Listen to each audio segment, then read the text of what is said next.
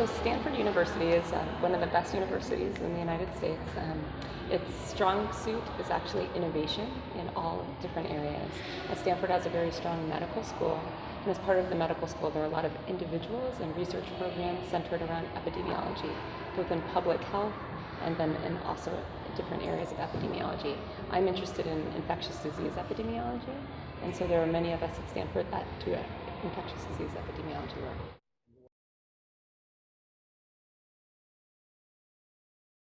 So chikungunya is a very important disease.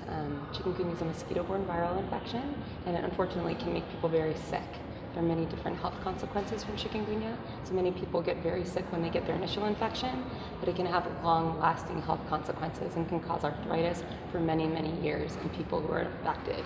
So, here in Brazil, dengue has been endemic for many years, and dengue can also cause severe disease and even death, especially in children. I'm a pediatrician, so I worry about these things.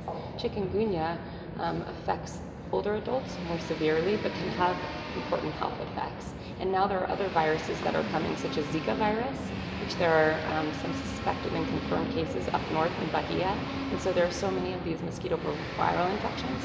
So it's very important for us to know about the ones that we have, to be ready to identify the ones that are coming, and to know sort of really accurate estimates of incidence and prevalence for these infections out in the community, so that we can follow up with people and make sure that we can prevent these infections. Because right now the only way to prevent these infections is by preventing getting infected by the mosquito. And so it's very important to do research locally to identify the best ways to control and prevent these infections in order to keep the population healthy.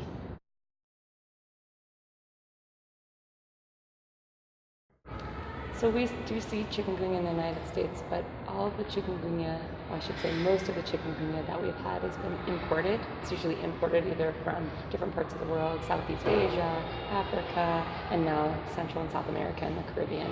We have a small amount of locally transmitted chikungunya in Florida, which is in the southeast of the United States. But I'm in California. We haven't had any locally acquired cases of chikungunya in California.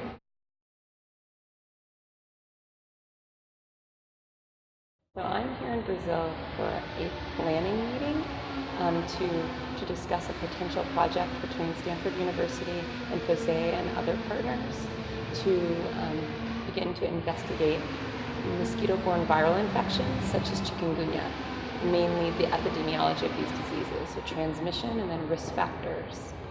So there are different programs, one in medicine and one in pediatrics, where Stanford partners with different programs. Many of them are universities in other countries such as Ecuador or Uganda. Some of those are also hospital-based and focused with ministries of health in those countries, but I think there's definitely potential for a collaboration between Stanford and Faseh.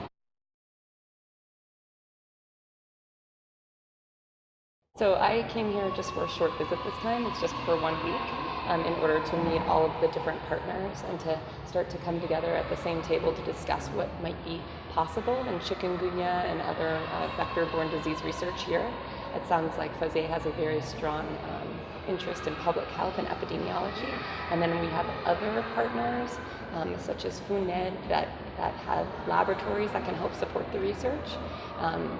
And UFMG, which has virology support for the research. And so we're going to come together and we're going to discuss what's possible here. Good luck to you. Thank you very much.